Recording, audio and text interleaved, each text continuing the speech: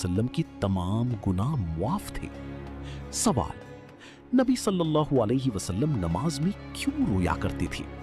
ए, दुनिया के गम की वजह से, बी, बीमारी की वजह से, सी, अल्लाह की खौफ और मोहब्बत की वजह से, डी, थकन की वजह से। 5 4 3 2 1 go। अल्लाह के खौफ और मोहब्बत की वजह से।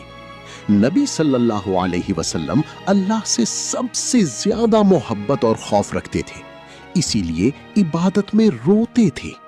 अगर आप भी अल्लाह से मोहब्बत करते हैं तो लिखें, या अल्लाह हमें भी अपना सच्चा बंदा बना दे। आमीन।